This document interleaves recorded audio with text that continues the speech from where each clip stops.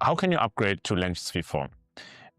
In the project overview, you will notice a prompt to upgrade your project to be v4 compatible. On the sidebar that you see here, you will have a progress overview on all of the migration steps that you need to take in order to make your project v4 ready.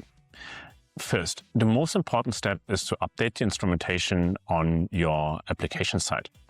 Please upgrade the JS or Python SDK that you're using to latest and follow the migration steps that are lined out in our documentation in order to get your application instrumentation ready for v4.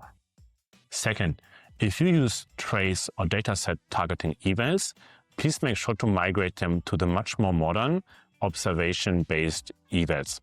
Those are not just very much faster, but also allow you to configure code-based evals that open up a whole new toolset for you in order to evaluate your LLM applications. Thirdly, if you are using experiments off-platform, please make sure to use the JS and Python SDK's run experiment methods in order to leverage the experiment runner SDK to have an out-of-the-box correct instrumentation of your experiments to make the new experiment experience for you seamless. Please also go through the list of deprecated APIs.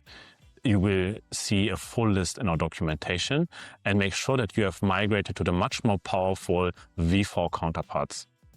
Lastly, if you use integrations such as Blob Storage exports, Mixpanel, or PostHog, please make sure that those integrations are also migrated to a v4 compatible format. You can do that directly in the project settings.